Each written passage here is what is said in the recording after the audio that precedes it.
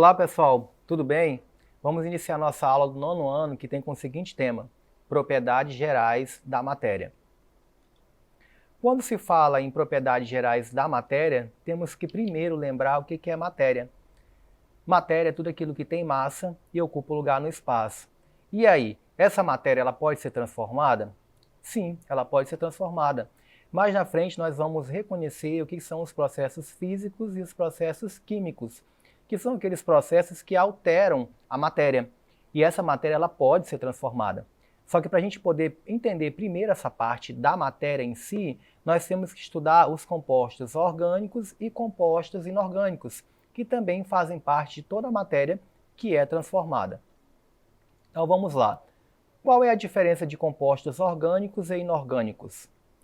Compostos orgânicos são moléculas formadas por átomos de carbono ligados por meio de ligações covalentes entre si e com outros elementos como o hidrogênio, oxigênio, nitrogênio, fósforo e halogênios.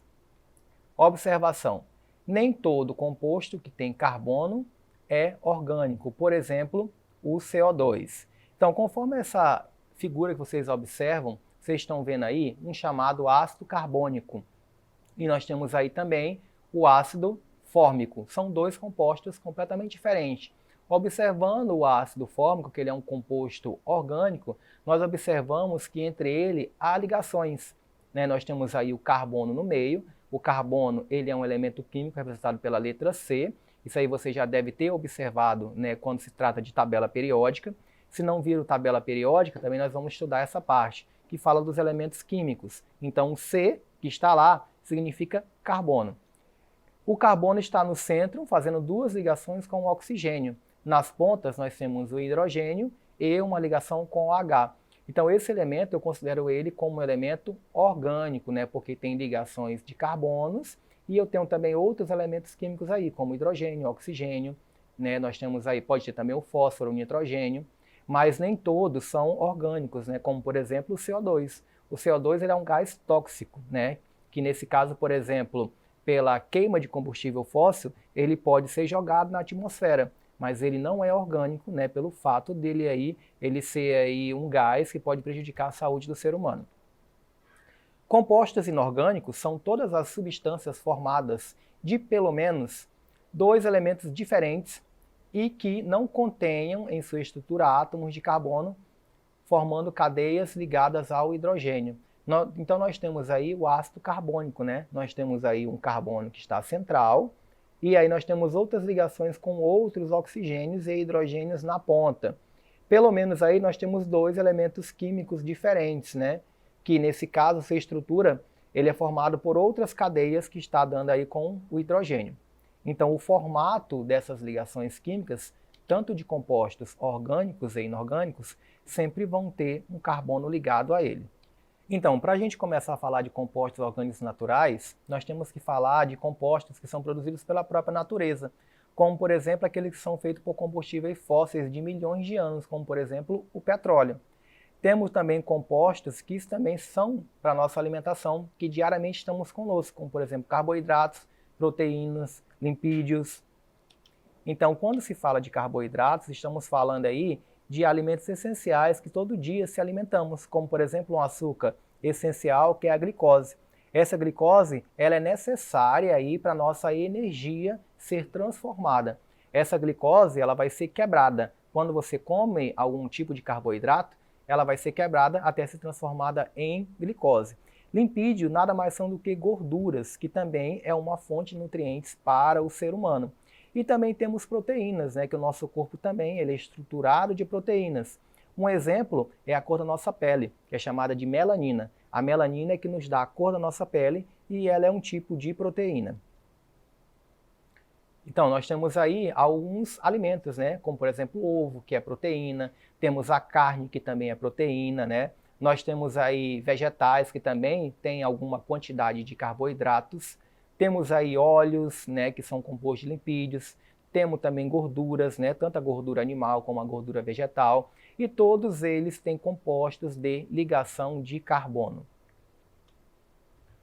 Compostos orgânicos sintéticos são compostos orgânicos sintéticos que são criados em laboratório, por exemplo, plásticos e medicamentos. Então observe que o medicamento ele é um composto orgânico, só que ele é um composto orgânico que não é criado naturalmente. Ele é um composto natural que ele é feito em laboratório. Por mais que, por exemplo, o medicamento ele vá ser em benefício ao ser humano, quando combate, por exemplo, alguma dor ou qualquer outra coisa do tipo do corpo, ele vai ser um composto sintético, porque ele é produzido em laboratório. E temos aí também exemplo dos plásticos, né? Os plásticos ele está presente diariamente em nossa vida, né? E geralmente os plásticos eles são acomodados outros produtos que também são chamados de produtos aí de compostos orgânicos.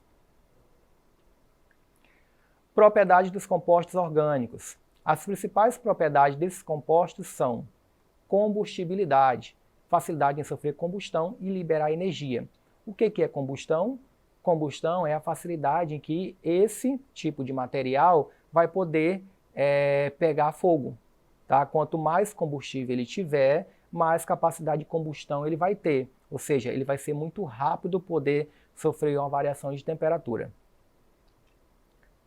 Polaridade. De acordo com a polaridade, as moléculas são classificadas em polares e apolares. Compostos orgânicos formados apenas por carbono e hidrogênio geralmente são apolares. Solubilidade é a propriedade física das substâncias de se dissolverem ou não em determinado líquido. As moléculas orgânicas polares, como açúcar e vinagre, podem se dissolver-se na água. Falar de solubilidade é muito fácil. Quando você coloca, por exemplo, água em um copo e coloca açúcar e mexe com a colher, você observa que ele se dissolve muito rápido. Isso pode acontecer também com sal ou com qualquer outros compostos orgânicos que tenham uma alta solubilidade. Isso já não vai acontecer com o óleo. O óleo já não vai ser tão solúvel, ou seja, ou não vai ser solúvel em relação a outros compostos orgânicos. Observe que os dois eles não vão se misturar. Então, alguns compostos vão ter uma alta solubilidade, enquanto outros compostos não vão ter nenhuma solubilidade. Compostos inorgânicos e de importância biológica. Depois que estudamos os compostos orgânicos, vamos ver agora os compostos inorgânicos. A água, ele é um composto inorgânico, mais importante para a manutenção da vida. Dissolve diversas substâncias e a base de diversas reações acontece nos seres vivos. A gente pode até imaginar que a água ela seja um composto orgânico, mas na verdade ela é um composto inorgânico. Ela é formada apenas por átomos aí de hidrogênio e oxigênio, não tendo carbono em sua constituição. Mas ela é um composto inorgânico essencial para a nossa preservação de nossa vida, porque tanto nós como outros animais necessitam da água para poder sobreviver. O CO2, né, ele é o gás carbônico, formado pela queima de combustíveis fósseis e pela respiração presente em toda a atmosfera terrestre.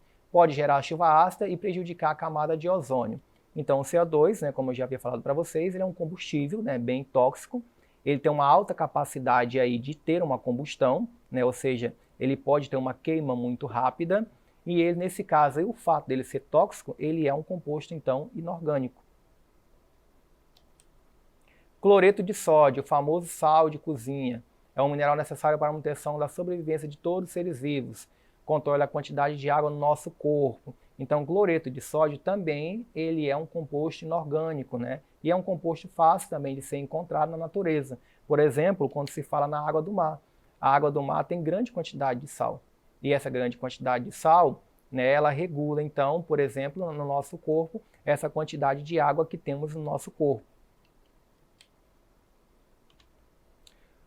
Vamos agora trabalhar a nossa atividade. Vamos ver se realmente aprendemos o o principal componente entre substâncias orgânicas e substâncias inorgânicas. Vamos lá. As células são estruturas conhecidas como unidades estruturais e funcionais dos organismos vivos. Elas são formadas basicamente por substâncias orgânicas e inorgânicas. São consideradas substâncias inorgânicas. Então vamos lá. Eu quero saber de qual desses componentes aí é uma substância inorgânica. Letra A, lipídios e proteínas. Letra B, proteínas e água. Letra C, sais, minerais e gordura. Letra D, água e sais minerais. Letra E, lipídios e carboidratos. E aí, será que você aprendeu? Resposta certa então é letra D, água e sais minerais. Então, observamos aqui que a água e os sais minerais eles são compostos inorgânicos. Por quê? Porque eles não têm carbono em sua constituição. como eles não têm carbono em sua constituição, que é um elemento químico presente aí em todos os componentes orgânicos, a gente vai colocar ele dentro dos componentes inorgânicos. Lembrando que a água ela é essencial para o nosso organismo, apesar dela ser uma substância inorgânica. Além também do sal, né, que ele ajuda a controlar essa quantidade de água no nosso corpo. Então, pessoal, essa foi a nossa aula, né, que trabalhou as substâncias orgânicas e inorgânicas. Espero que vocês tenham aprendido. Até a próxima aula. Qualquer coisa, acesse a plataforma Eduque.